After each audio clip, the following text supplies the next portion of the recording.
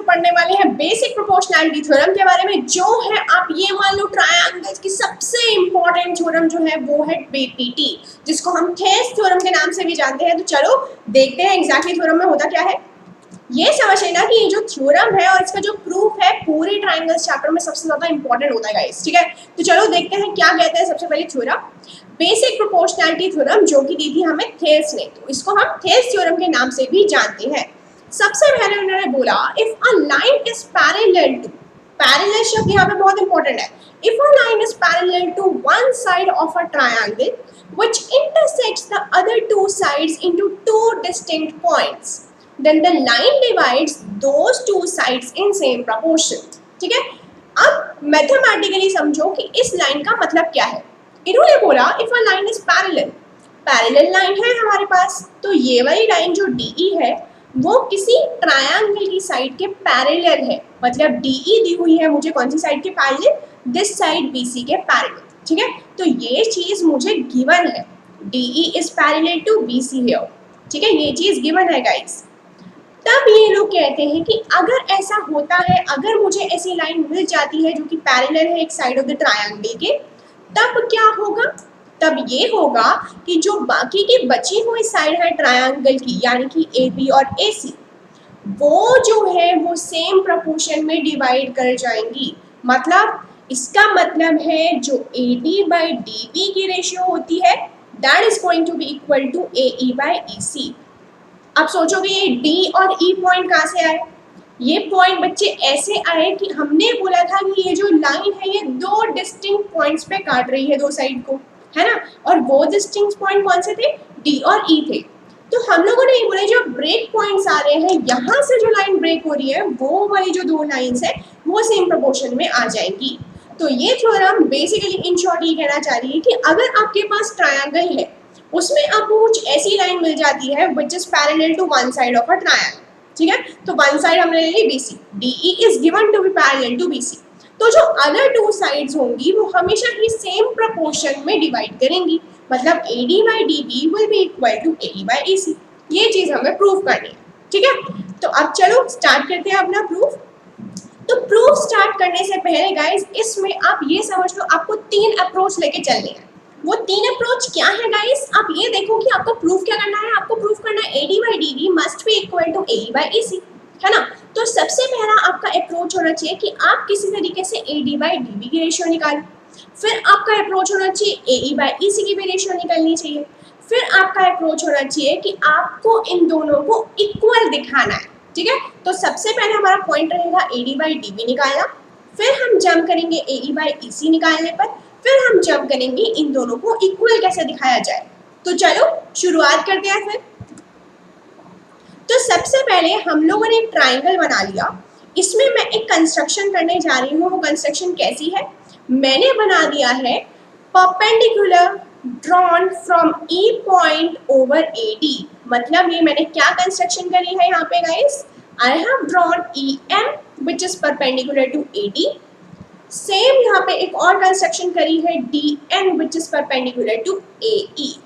आई guess ये construction सबको clear है। ठीक है, तो मैंने दो परपेंडिकुलर्स यहाँ पे ड्रॉ कर दिए। मोर ओवर एक और कंस्ट्रक्शन क्या करी मैंने पे डी और सी और बी और ई को जोड़ दिया है। ठीक है, ये कंस्ट्रक्शन तो आई गेस सबको याद रहेगी। ठीक है, बहुत ही बढ़िया। अब फोकस करते हैं कि इसका अप्रोच क्या होगा। A D by D B तक जाना है, ए बाई ई सी तक जाना है। तो वहां तक जाने के लिए सबसे पहले आपको उठाने हैं कुछ ट्रायंगल्स। एरिया ऑफ ट्रायंगल का फॉर्मूला तो सबको पता होगा, है ना। तो एरिया ऑफ ट्रायंगल होता है half into base into height.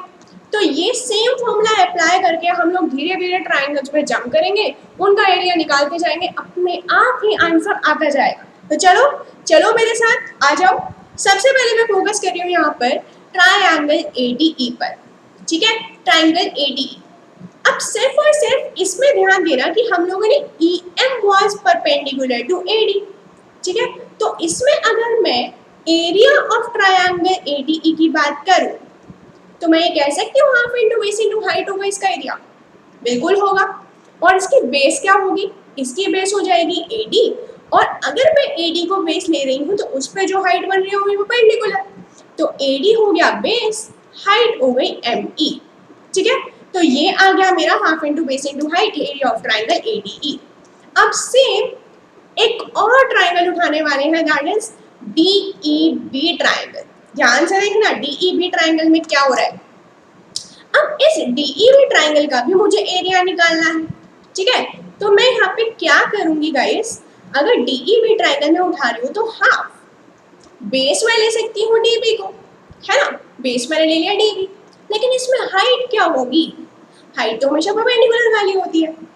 जरूरी नहीं है कि आपकी हमेशा जो हाइट होती है ट्राइंगल को ट्राइंगल के अंदर ही फॉल करे। इसकी जो हाइट होगी वो as a perpendicular E M वाली जो लाइन है वो काम कर रही है इसका परपेंडिकुलर का, ठीक है। तो डीईबी ट्राइंगल का भी जो परपेंडिकुलर उठ के आ रहा है that is same as M ई।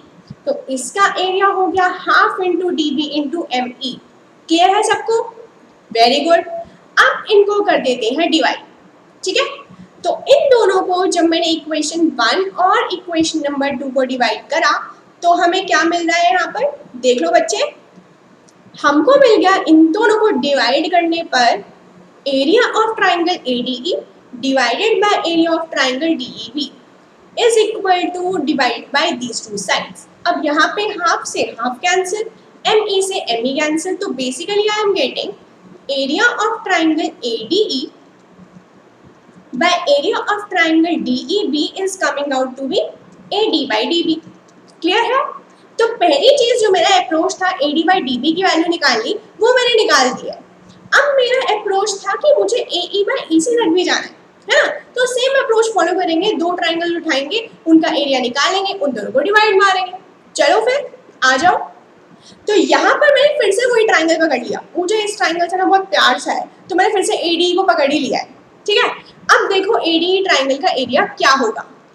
अगर ADE में आप लोग बेस चेंज करके बेस लेते AE, बेस लेते AE, तो हाइट कौन सी होती, बेस के ऊपर जो हाइट फॉल कर रही है वो वाली हाइट लेंगे ना। तो बेस के ऊपर यहाँ पे DN हाइट फॉल कर रही है, तो area of triangle ADE half into base into height, यानी कि half into base is AE, height is DN। अब देखो क्या, जैसे पिछले वाले पार्ट में मैंने एक और ट्राइंगल उठाया था, उसका फिर से एरिया निकाला था, सेम चीज यहाँ पर भी करेंगे।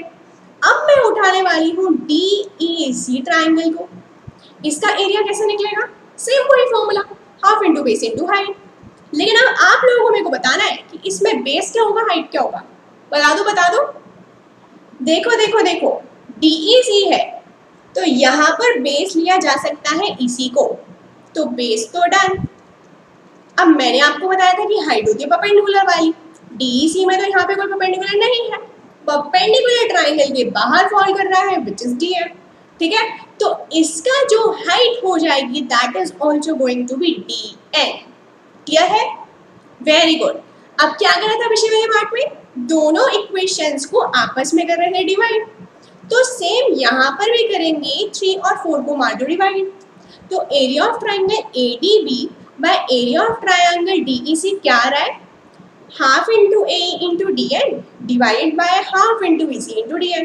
हाफ से हाफ क्या, DN से DN गया, क्या मिला, मिल गया ना जो हमें चाहिए था।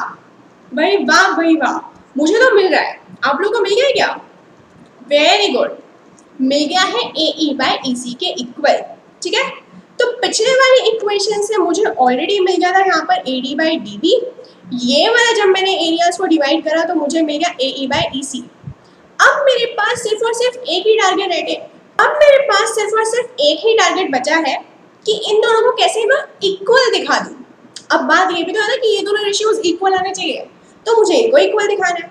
तो यहाँ पे देखो एक और थ्योरम का हम यूज करेंगे, बहुत ही प्यारी सी मामूली सी थ्योरम है जो कि ये कहती है गाइस कि अगर आपके पास दो ऐसे ट्रायंगल्स हैं जो कि सेम बेस शेयर कर रहे हैं और दो सेम पैरेलल्स के बीच में आ रहे हैं, ठीक है, सेम बेस शेयर कर रहे हैं और दोनों पैरेलल लाइंस के बीच में आ रहे हैं, तो उनका एरिया हो जाता है इक्वल।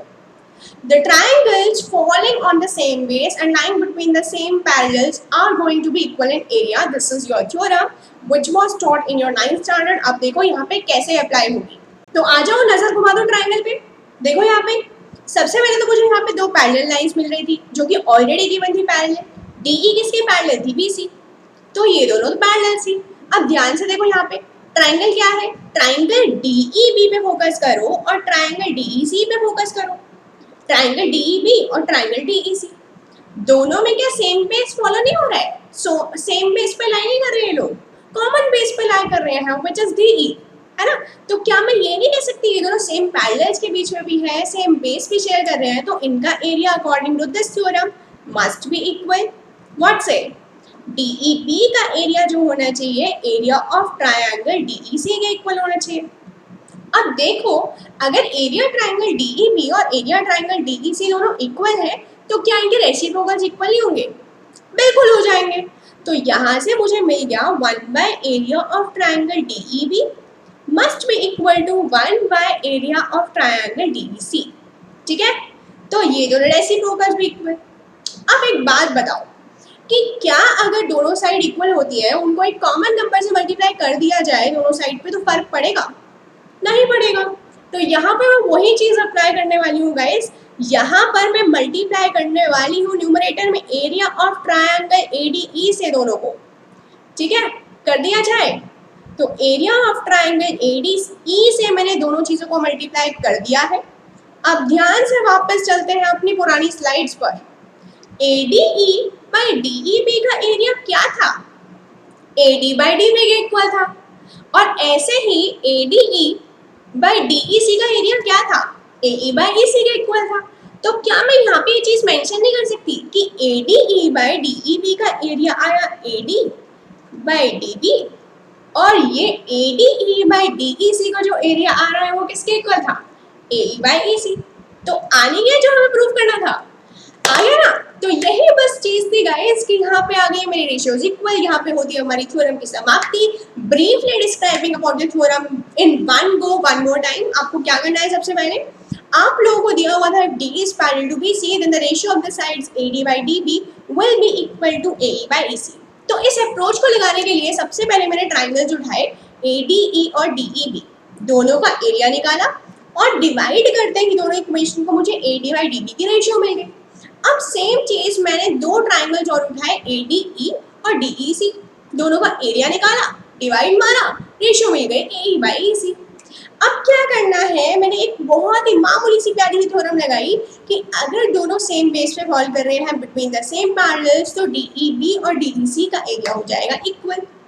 यहाँ से मुझे मिल गया ADE और DEB must be equal to area of triangle ADE by DEC। अब इनकी वैल्यूज डाल दी, AD by DB, AE by EC, आगे दोनों equal. Hence your theorem is proved now. And one more thing everyone, thank you so much everyone for giving me and showering your love over my channel. I have reached 100+ subscribers and thank you so much guys। ऐसे ही आप लोग प्यार देते रहो तो ऐसी content बनता जाएगा। मैं फुल ट्राई करूँगी आप लोगों की पॉसिबल वेज ऑफ में हेल्प करने की, आपको हेल्प पहुँचाने के लिए। Thank you so much and keep supporting माशाल्लाह स्वाति। Thank you.